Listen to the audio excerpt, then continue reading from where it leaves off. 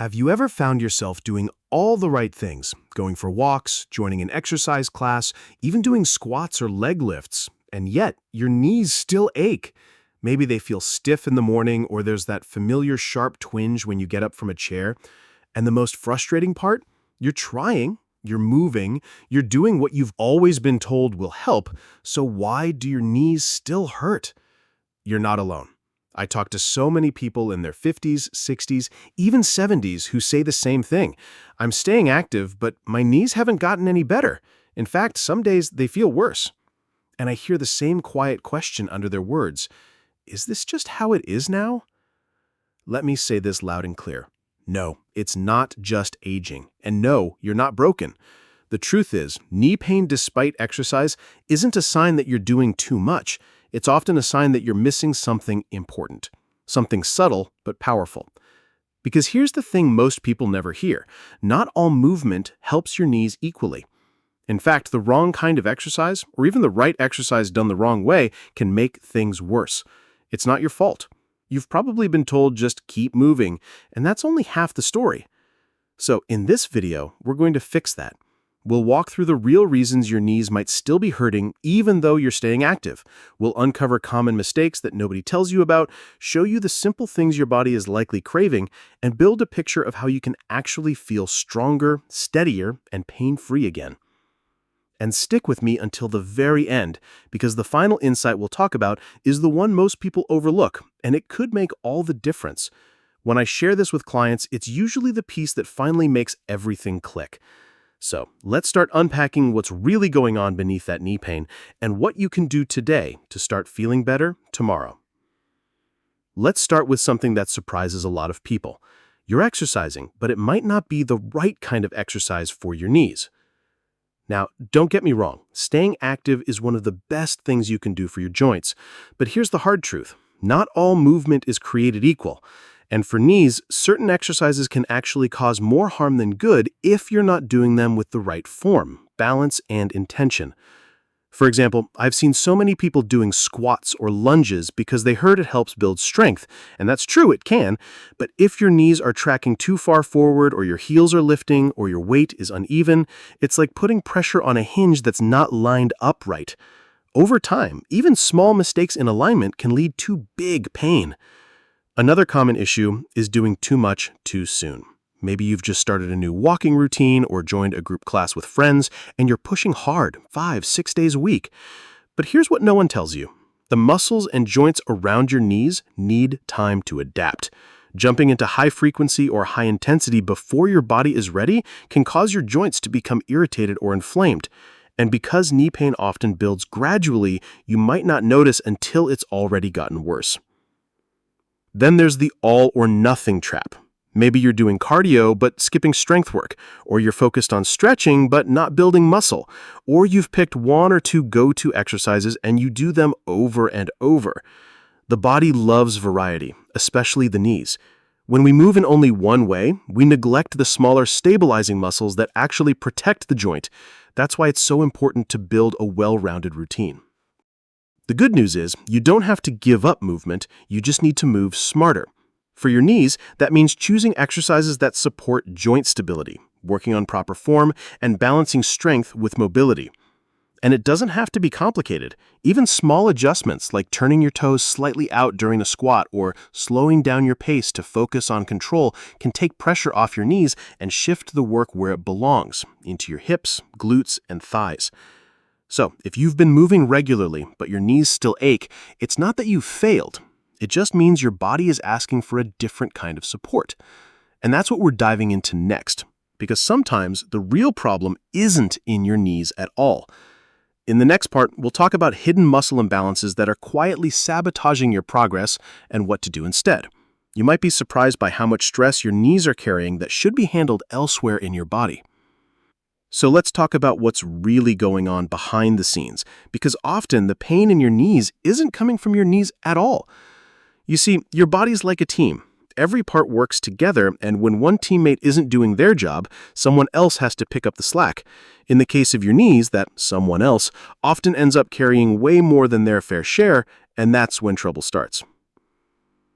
One of the biggest hidden causes of knee pain is muscle imbalance. You might have strong thighs, but if your hips are weak, your glutes aren't firing, or your calves are tight, then the entire alignment of your lower body starts to shift. And your knees, they get stuck in the middle, trying to stabilize every step, every squat, every movement, all on their own. And it's exhausting for them. And over time, that leads to inflammation, wear and tear, and yes, pain. Now, this doesn't mean you're out of shape or doing something wrong. These imbalances can sneak up on anyone, especially after 50.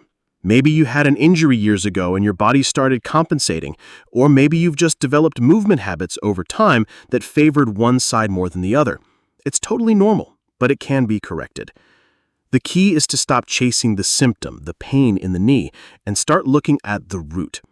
That means strengthening the muscles around the hips, stretching the calves and hamstrings, and waking up those glutes that have been asleep for years, especially if you sit a lot. One powerful fix is start including side-lying leg lifts, glute bridges, and gentle balance work in your routine. These may not feel like knee exercises, but they take enormous pressure off your knees by getting the rest of your body back on the team. And don't forget the feet. They're the foundation.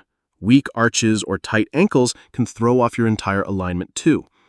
When the whole body is working together, your knees can finally get a break, and that's when healing can happen. Now that you understand how muscle imbalances play a huge role in knee pain, you're probably wondering, what else might be causing this? Well, there's one sneaky culprit that affects more people than you think, and it has nothing to do with your workouts. In the next part, we'll talk about how inflammation from food, stress, or even poor sleep could be silently sabotaging your knees, and what you can do about it. Let's look at something most people never connect to knee pain: inflammation. It's one of those invisible forces that can quietly build up in your body, not just in the knees, but around them, and leave you wondering why you're sore, stiff, or swollen even when you're doing everything right. Inflammation isn't always bad. It's your body's natural healing response. But when it hangs around too long or starts showing up in the wrong places, it becomes chronic, and that's when the trouble starts, especially in the knees, which are already vulnerable to wear and tear over the years. Now, here's the tricky part. Inflammation isn't just caused by overuse or old injuries. It can come from what you eat, how you sleep, and even how stressed you feel. That's why some people say, "I didn't do anything yesterday. Why do my knees hurt today?" It's not always about what you did. Sometimes it's about what's happening inside. Let's start with food. Diets high in processed sugar, refined carbs, and unhealthy fats can quietly increase inflammation in your body. That's not to say you can never enjoy your favorite snack, but if your meals are filled with things like white bread, sugary drinks, and deep-fried foods, your body might be in a state of low-grade inflammation, and your knees will feel it. But here's the good news. There are also foods that fight inflammation. Think fatty fish like salmon, nuts like walnuts or almonds, berries, leafy greens, and spices like turmeric and ginger. Researchers have found that people who follow anti-inflammatory diets, like the Mediterranean diet, often report less joint pain and better mobility. Then there's sleep. Your joints do most of their repair work at night. If you're not getting good, deep rest, your body doesn't get the chance to heal fully, and over time that leads to more stiffness, slower recovery, and, you guessed it, more pain. And finally, don't underestimate stress. When you're under pressure, your body produces cortisol, a hormone that in small doses helps you manage tough situations. But when stress is chronic, that cortisol builds up and becomes another fuel source for inflammation. The result? Achy joints, tight muscles, and slower healing. So if you're working out and eating okay but still struggling with knee pain, zoom out. Look at the whole picture. How are you sleeping? Are you managing stress? What's on your plate most days? You don't have to be perfect, just aware. Every small change you make adds up. Now, we've talked about movement, muscle imbalances, and inflammation. You've probably realized by now that fixing knee pain isn't just about doing one magic stretch or buying fancy shoes. It's about understanding your whole body and giving it the care it's quietly asking for. But there's one final piece we haven't covered yet, and it might be the most powerful shift of all. In the next part, we'll tie it all together and talk about what you can actually do starting today to fix the pain and rebuild strength step by step. This is the plan that's helped so many people finally feel like themselves again, and it could help you too. Now that we've uncovered the hidden causes of knee pain, from the wrong kinds of exercise to muscle imbalances to inflammation from diet and stress, let's talk about the part that matters most: what you can actually do about it. Because if you've been living with aching knees, you're probably tired of advice that feels vague or unrealistic. You don't want to run marathons or do hours of therapy every day. You just want to walk comfortably, get up without wincing, move through your day without that dull, nagging ache reminding you something's not right. And you can.